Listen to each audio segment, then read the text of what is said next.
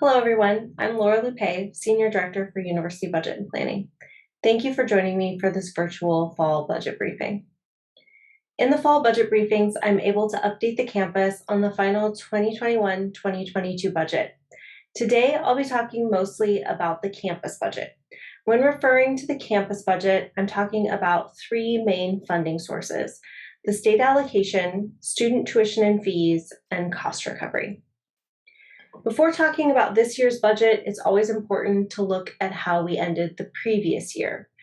This graph shows a lot of information. It includes the budget and actuals information for each division. The green bar for each division shows the base budget allocation, which is the amount of recurring funding that is received each year. The purple bar shows the amount of the revised budget, which is the base budget plus any one-time funding. And one-time funding is primarily the prior year roll forward balances or one-time allocations from the Chancellor's office. So that purple bar is their total budget for the year. The orange bar is the actuals, or how much they spend in the year. And the orange bar should be below the purple bar for each division, which it is in each case. The last bar, the blue bar, is the year-end balance, how much was left over, essentially the purple bar minus the orange bar. And the largest roll forward balances, the blue bar, are in our largest divisions, university-wide and academic affairs. Most of the balance in university-wide is in our university reserve, as guided by our university reserve policy, or is higher education emergency reserve funds that we have set aside to put towards this year's deficit. And I will go into more detail about that later in this presentation. Academic Affairs is also utilizing a portion of their roll forward for a classroom furniture refresh. Cabinet has carefully analyzed these roll forward balances this year. As you'll see later in the presentation, a portion of these funds will be allocated to close this year's deficit. So back to this year's budget. Every November, the CSU Board of Trustees submits a budget request to the governor for increased base funds to the CSU for the next year's budget. The column on the left shows the budget request priorities and amounts that were submitted in November 2020 with a total increased request of $556 million. The bulk of the request was the restoration of the 2020-2021 reductions, and then 2 years of funding for GI 2025. That's 1 year for what we didn't receive in the CSU for the 2021 year, and another for funding in the 21-22 year, along with funding for mandatory cost increases for things like health benefits, minimum wage, and new space. Now, a reminder that this submission was done during the middle of the pandemic. Campuses had not yet repopulated, vaccines had not been approved, so a lot has changed between the time that this budget request was put together and the final budget was approved. So the final state budget is on the right. The total increased budget to the CSU for 21-22 was $550 million. This includes the $299 million cut restoration and the $150 million for graduation initiative, and $55 million for mandatory costs. There's additional restricted allocations for things like summer financial aid, a learning management system for the CSU system, and funds that have been designated for specific programs and specific campuses. So, what does this mean for our campus? So our prior year campus budgeted revenue was $130.7 million. We received that restoration of our prior year state reduction. That's our share of the $299 million. That was $8.5 million. So we got an $8.5 million cut last year, so we're getting our $8.5 million back. We also received 2 years of funding for new space that we are opening on the campus, a total funding of $773,000. These funds will go to fund the utilities and facilities costs for that new space. We received $1.8 million in new funding for GI 2025, which will be allocated for needs in that category. And we received $579,000 to implement the AB 1460 ethnic studies requirement. We also have some reductions to our budgeted revenue. We had a reduction to our benefits allocation this year because the cost of retirement benefits has actually decreased. We also had a reduction to our campus allocation of $3.3 million. This is because the Chancellor's Office is holding those funds centrally for system-wide priorities. The budget plan that I showed you on the previous slide, like I said, was put forward in November 2020, before campuses were repopulated earlier in the pandemic, also under a different chancellor.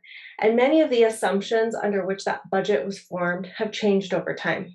So the Chancellor's Office has held back some of those funds being allocated to campuses to provide flexibility in planning for the system. But that is essentially a reduction to our budgeted revenue at the campus. So next, we also have a reduction to our financial aid state university grant allocation. So these are funds that are allocated to student aid across the system. And each year, there's an analysis done of which campuses have the most student need. It was determined that our campus had less proportional need than other campuses. So our allocation was reduced so that the funds could be allocated to students at a campus with greater student need. Finally, we made some adjustments to our own budgeted revenue. This is mostly related to a reduction in tuition revenue due to our loss in enrollment this year, as well as some lower cost allocation revenue. Overall, our campus revenue budget increase of a net of about $5.7 million above what it was last year. Our new total this year is $136.3 million. So this slide shows how we allocate our campus budgeted expense by division. This report is also available in our open book portal through our budget website. Not too much has changed from last year's distribution proportions. We have done some slight reorganizations across divisions, but a lot of the new funding that we've received this year has not yet been allocated to divisions. Those specifics are still being determined where those funds are going to go. One thing to note here is that the total campus expense budget is $147.5 million, which is higher than the revenue budget that I mentioned on the last slide. And that creates a budgeted deficit. And I'll talk about that in a few moments. First, we've talked a lot so far about our campuses, about this year's campus budget, but we have many other programs on campus, so I want to touch on them briefly. This slide shows all of the areas that we budget for that comprise the total 2021-2022 university budgeted revenue. This report is also available in our open book portal. All of these areas have been impacted by enrollment decline and the pandemic. The total budgeted revenue this year is $216.4 million. For reference, last year, the total budget was around $189 million. So revenues have increased this year as the budgets begin to recover from the impacts of the enrollment, from the impacts of the pandemic, rather. The 2019-2020 total budgeted revenue was $250 million. So we have not yet fully recovered as we're not fully repopulated on campus yet, and these areas are still feeling the impacts of enrollment decline. So now I will return to the topic of the campus deficit. As I showed previously, the campus budgeted expense is higher than the campus budgeted revenue for this year, resulting in a budgeted base deficit of $11.2 million for the 2021-2022 year. Base budget means that it's recurring funds. So a base budget deficit means that it is a recurring deficit that continues from year to year if it's not addressed. As we review the campus deficit, it is important to understand the impact of enrollment decline on our deficit and our budget in general. So this graph shows our actual annualized headcount at Sonoma State from 2010-11 to the projected headcount for this current year. So you can see that our campus has experienced stable, steady enrollment growth for a long period of time, until a slight decline began in the 2017-18 year. The first year, however, that we experienced significant decline was the 2019-20 year. So the total projected loss of headcount that we've had starting with 2018-19 as that first year as sort of our loss of stability to this current year is just over 2,000 students. And those 2,000 heads reflect a loss of about $11.7 million of revenue. So I get a lot of questions of what is in the deficit. So this slide shows all of the components that make up our current base deficit. And it's also important to understand that this is a deficit that's been created over the past 2 years. In the 1920 year, our base budget was essentially balanced. The campus has not been operating with a base deficit for a long period of time. This is a new phenomenon. So you can see that the major driver of the deficit is that reduction of tuition revenue related to enrollment loss, the $11.7 million that I referenced on the previous slide. Next, we have the $3.3 million in state allocation reduction that's being held at the Chancellor's office.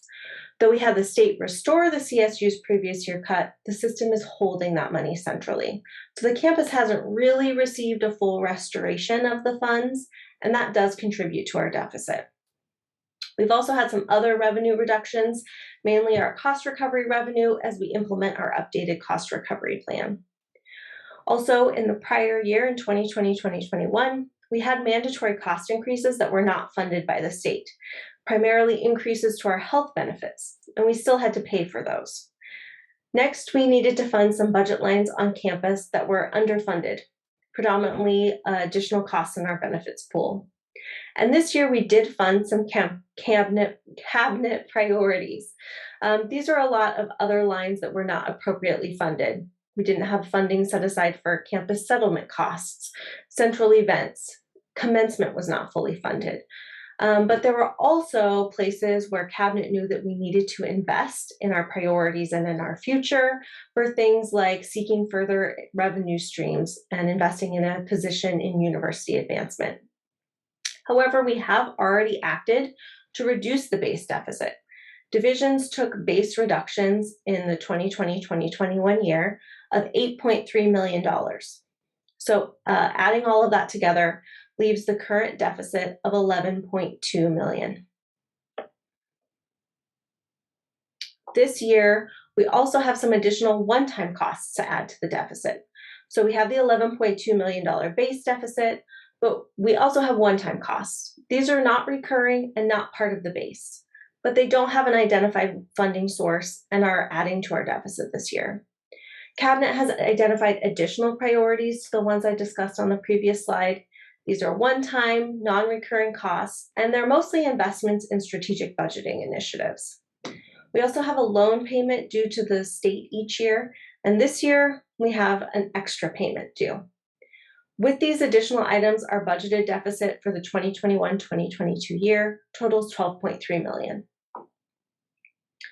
So as we went through the planning for this year, we had originally planned to utilize one-time funding to bridge this year's deficit for several reasons. First, we were not anticipating on receiving that $3.3 million in reduction from the Chancellor's office.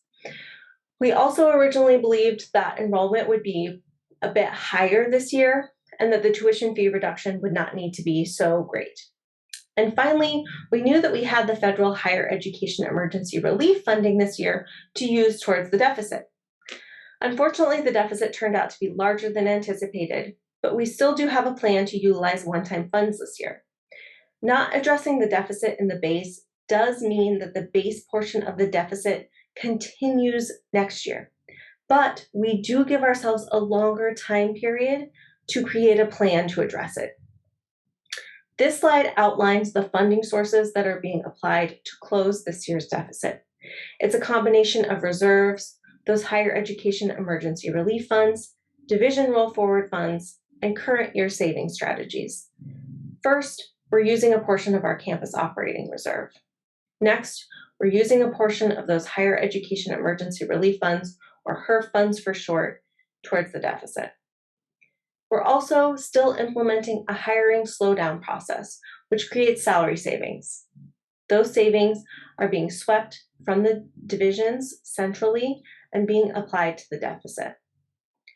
Next, we had originally planned for a higher level of enrollment for this year. As we came in lower than originally planned, we are teaching less students, and so we're pulling from some funding from academic affairs to account for that lower enrollment. Next, as I mentioned at the beginning of the presentation, we did a deep analysis of campus roll forward funds, and both academic affairs and student affairs are able to apply portions of their divisional roll forwards towards the deficit. Then, I also mentioned we received new funding from the state for items such as GI 2025, new space, and a majority of that funding will be spent on new positions.